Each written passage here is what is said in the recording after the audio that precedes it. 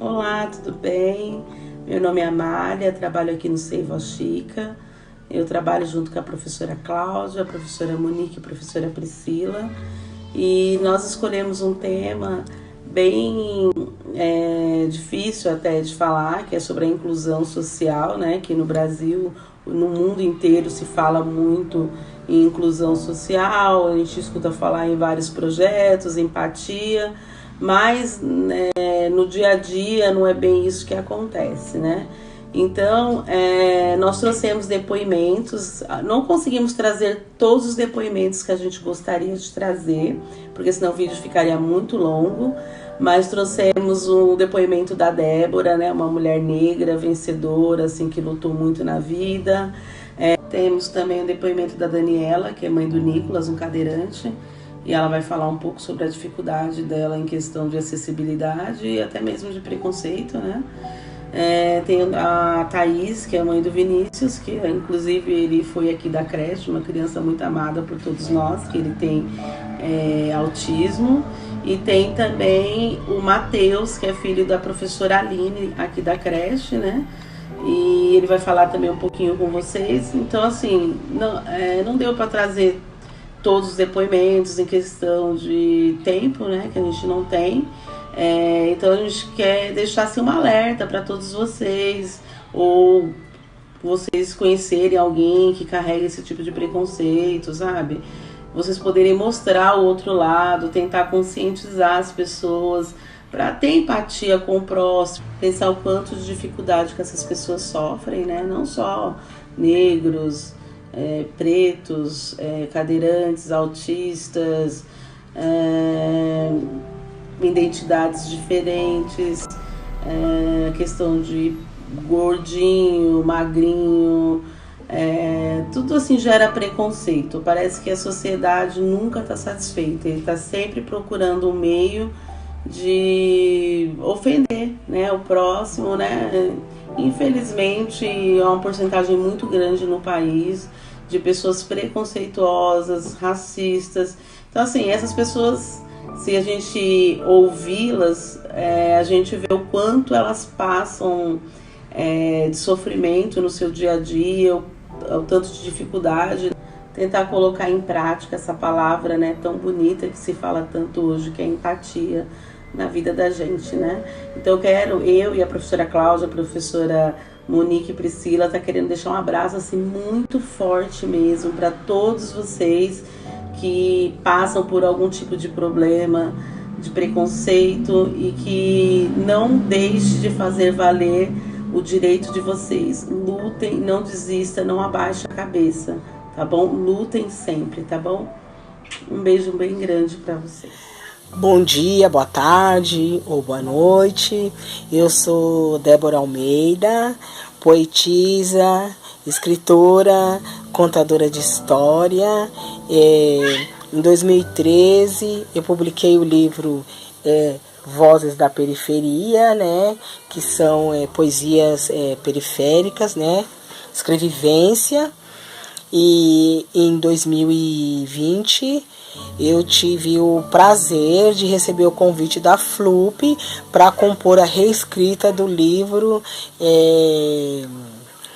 Quarto de Despejo, da Carolina Maria de Jesus, né? Sou uma das Carolinas, né? Que esse livro aqui.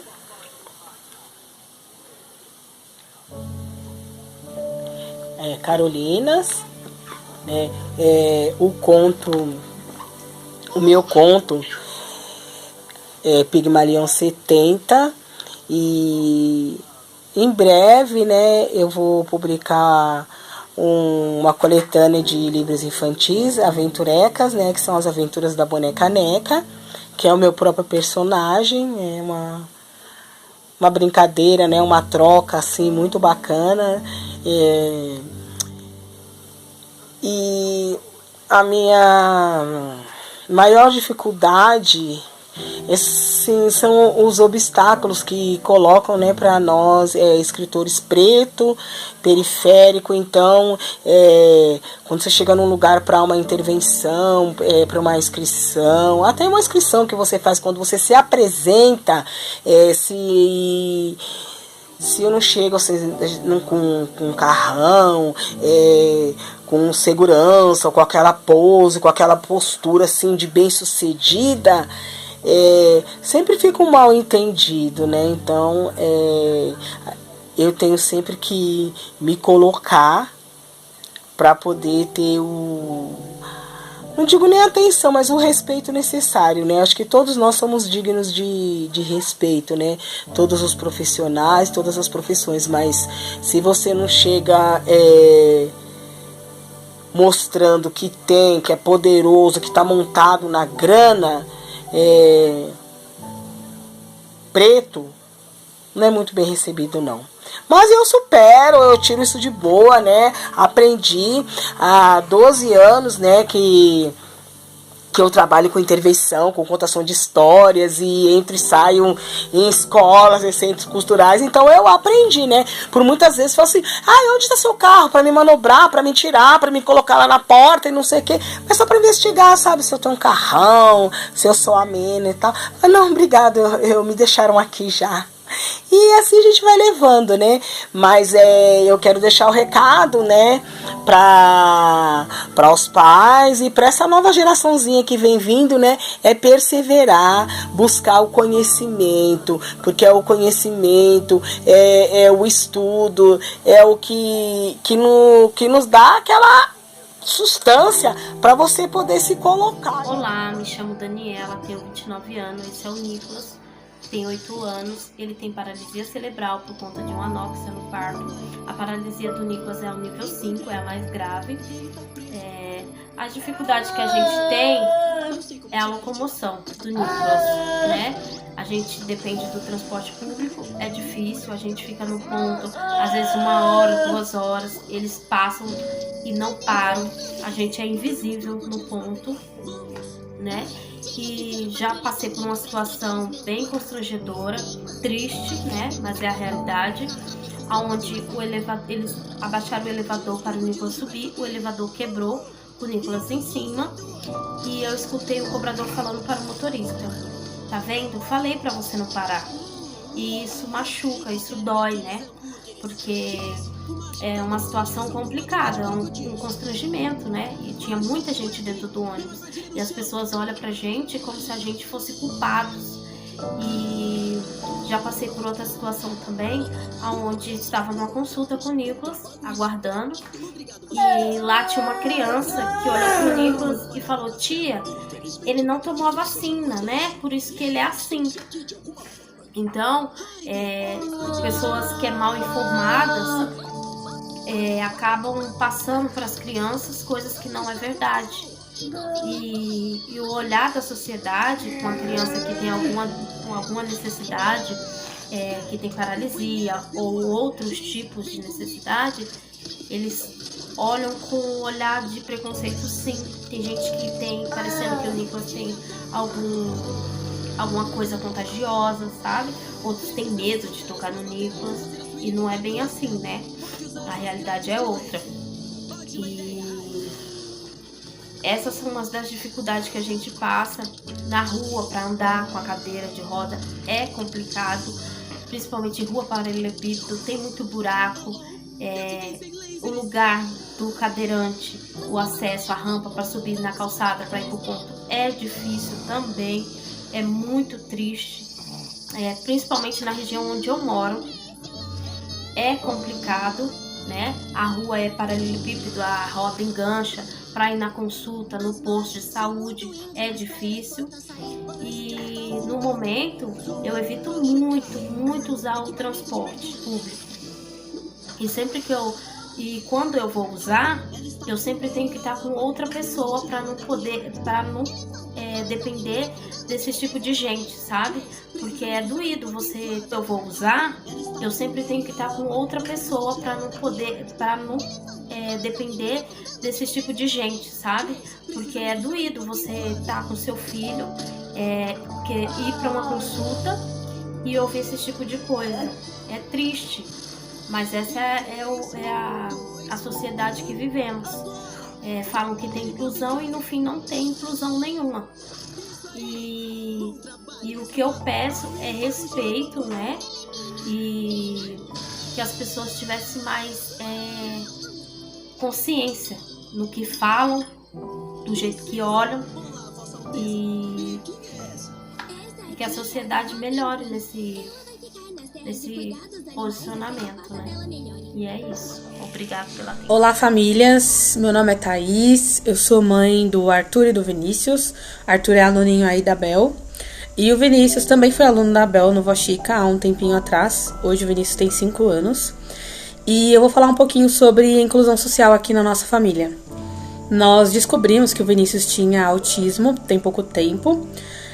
Há pouco tempo o diagnóstico dele foi fechado, né? Mas a gente desconfiou desde quando ele tinha ali seu 1 aninho e 3 meses de vida.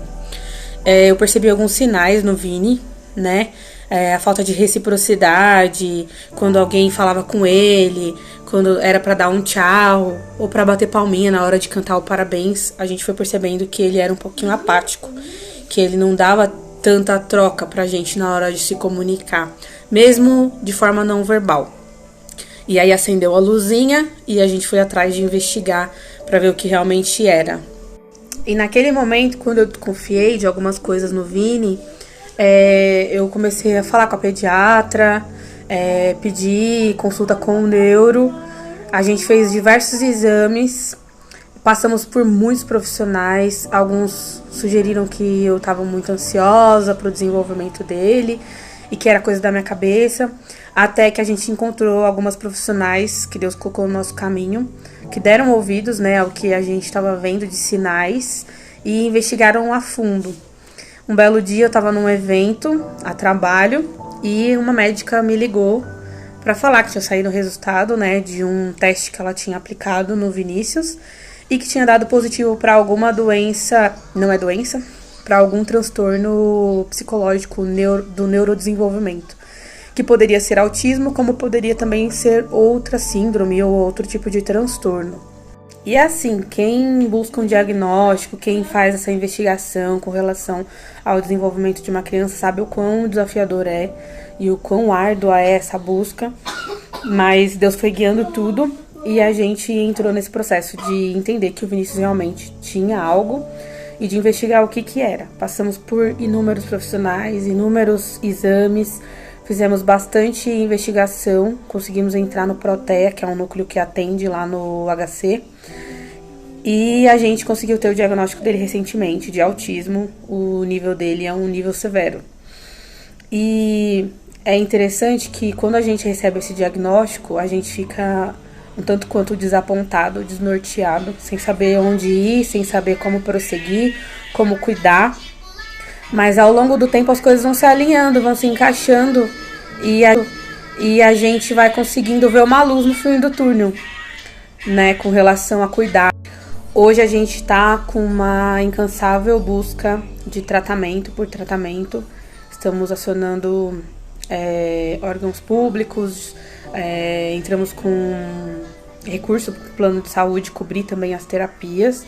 E o Vinícius aos poucos tem se desenvolvido bastante. Ele faz ecoterapia na hípica também, com cavalo, né? Que é como se fosse uma aula terapêutica, né? De montagem no cavalo, que cuida do equilíbrio. E ele tem se desenvolvido muito. É a nossa razão de viver a nossa vida.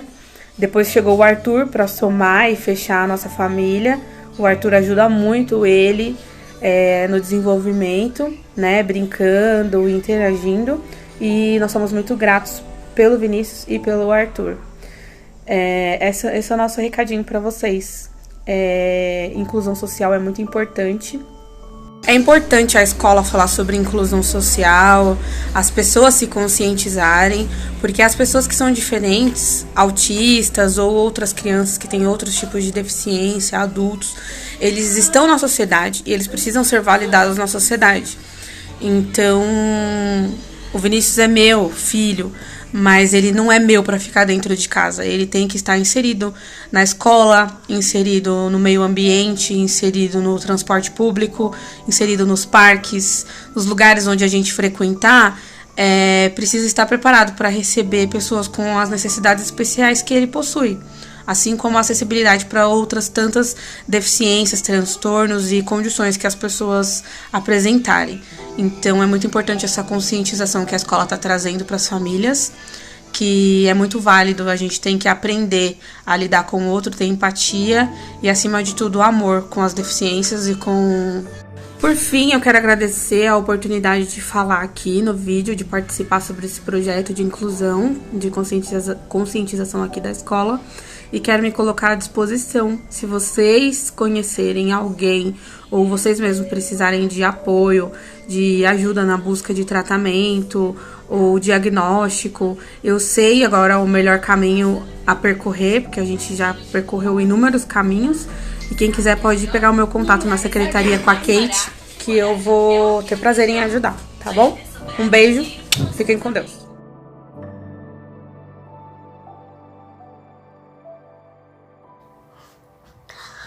Oi, eu sou Matheus, sou autista e tenho 8 anos.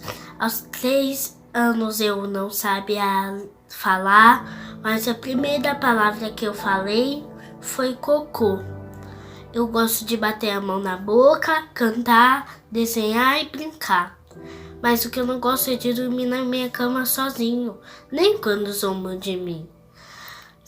Aos 4 anos eu comecei a ler, a escrever, e eu já sabia pegar o lápis, fazer as vogais, o alfabeto e também os números. Se você tem um filho autista,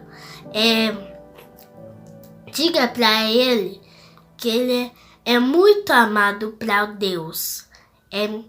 Que Deus te abençoe e que Ele esteja com você. Tchau.